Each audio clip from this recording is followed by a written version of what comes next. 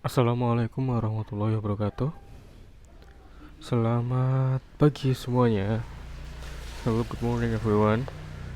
Today we will continue our science lesson about force on page 100 and 135 in part B. Today we will continue about what can we use to measure forces. Jadi pada pertemuan kali ini kita akan melanjutkan pembelajaran sainsnya halaman 135 part B ya, tentang what can we use to measure forces. Jadi apa yang bisa kita gunakan untuk mengukur forces atau gaya, mengukur force atau gaya ya.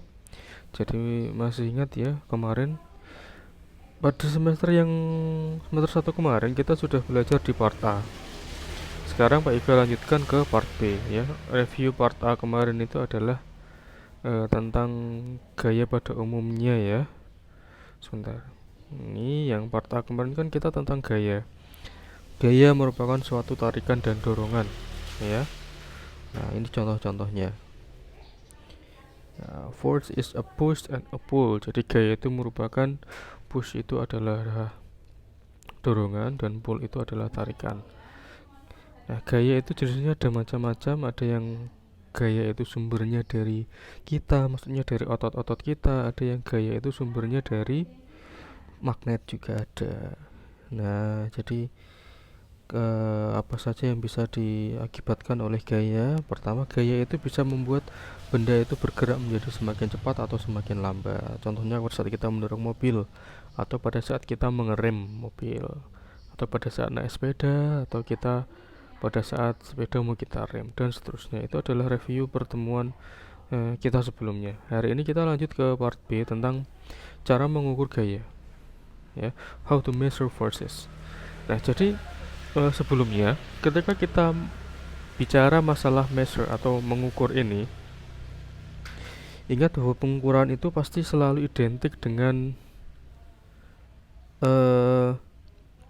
yang namanya satuan. Jadi pengukuran itu identik dengan yang namanya satuan. Misal kita ingin mengukur panjang. Buku ini panjangnya berapa? Misal buku ini panjangnya 20. 20 apa? Apakah 20 meter, apakah 20 cm, atau apakah 20 kilometer? Nah, harus jelas. Jadi kalau pengukuran itu sudah pasti kita harus menggunakan yang namanya satuan ya. Jadi dalam pengukuran itu Pak Yoga berikan contoh ya. Ntar Pak Yoga buka whiteboard dulu. Misalnya seperti ini. Dalam pengukuran itu, kita bisa mengatakan bahwa buku ini panjangnya 20 cm. Buku ini panjangnya 20 cm. Nah, kita lihat di sini. 20 itu adalah nilainya, cm adalah satuannya. Jadi dalam pengukuran itu ada dua hal penting ini yang harus kita perhatikan. Sama juga dengan gaya. Berapa besarnya gaya gravitasi, atau berapa besarnya gaya berat benda itu. Nah, misalnya besarnya gaya berat benda itu misalnya adalah 15. 15 apa? Nah, kalau gaya itu adalah satuannya Newton ya. Jadi ingat, yang 20 ini adalah nilainya. Kalau 20, kalau cm ini adalah satuan ya. Jangan lupa ya, kalau mengukur itu harus melibatkan nilai dan satuan. Oke, sekarang kita ke gaya. Gaya itu satuannya adalah Newton ya, satuannya Newton.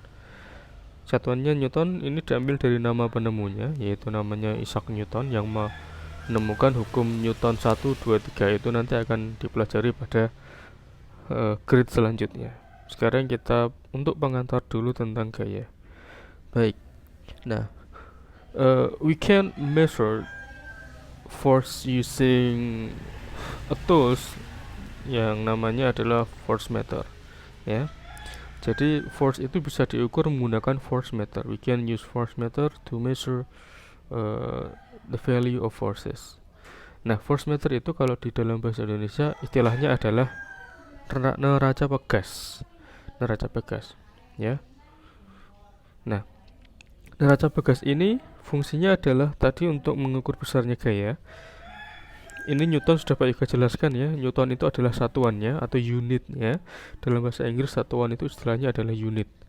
Nah, kalau untuk yang ini ya, yang force meter ini ada contoh kita ingin mengukur besarnya gaya beratnya gelas. Cara mengukurnya adalah gelas ini digantungkan di force meter. Ya, digantungkan di force meter. Kemudian di force meter itu nanti akan menunjukkan angka, ya, angka. Nah, akan menunjukkan angka. Angkanya bisa kita lihat di sini.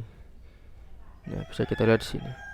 Nah, berarti di force meter ini menunjukkan angka 3. Nah, berarti gaya beratnya benda ini adalah 3 Newton. Nah, cek 3 Newton. Nah, ini juga ada istilah pull. Pull kemarin adalah tarik, ya. Kenapa pakai pull? Kita bisa tahu bahwa semua benda itu kalau digantungkan pasti akan kecenderungannya jatuh ke bawah. Kenapa kok kecenderungannya jatuh ke bawah? Karena benda tersebut ditarik oleh gaya gravitasi. Nah, seperti itu. Oke, kemudian kita lanjutkan contoh berikutnya. Nah, ini ada balok kayu yang sedang ditarik menggunakan force meter. Nah, yang pertama, baloknya tanpa batu. Yang kedua, baloknya ditambahi batu. Apa yang akan terjadi ketika ini sama-sama ditarik? Pertanyaan Pak Yoga, apakah Pak Yoga beri nama dulu, besarnya gaya tariknya itu sama antara A dan B. Yang A itu tadi balok kayu ditarik menggunakan force meter tanpa adanya batu. Yang B itu adalah balok kayu yang ditarik menggunakan force meter ditambahi batu atau rock di sini. Nah, pertanyaannya kalau secara kita logika atau kita nalar, apakah gaya tariknya nanti sama? Sama atau tidak? Jelas tidak ya, jelas berbeda. Berbeda, karena apa? Karena yang satu balok aja, yang satu balok plus batu. Beda otomatis. Besar yang mana? Nah, besar yang B. Besar yang B. Kenapa besar yang B? Karena untuk menarik benda, ya, benda dengan massa yang lebih besar, atau dalam tanda kutip ya, massa itu sering kita istilahkan dengan berat. Padahal berat dan massa itu beda. Namun kali ini dalam tanda kutip ya, dua buah benda ini memiliki berat yang berbeda. Maka ketika kita tarik, otomatis yang ini lebih besar gaya tariknya. Karena apa? Karena ini lebih berat. Yang B lebih berat daripada yang A. Nah, seperti itu. Kita menggunakan force meter. Oke, jadi kesimpulan pada pembelajaran hari ini adalah gaya itu bisa diukur ya. Bisa diukur menggunakan neraca pegas. Atau force meter. Dan satuannya gaya itu adalah Newton. Ya, baik, itu yang bisa Pak Yoga jelaskan untuk hari ini. Ya, yang bisa Pak Yoga jelaskan untuk force tentang force untuk hari ini. Adik-adik di rumah nanti bisa mulai mengerjakan latihan exercise halaman 137 dan 138. Nah, itu nanti Pak Yoga share di Google Class ya. Nanti tugasnya juga bisa dikumpulkan di Google Class. Kurang lebih itu yang bisa Pak Yoga sampaikan untuk hari ini. Terima kasih, see you next week, goodbye, wassalamualaikum warahmatullahi wabarakatuh.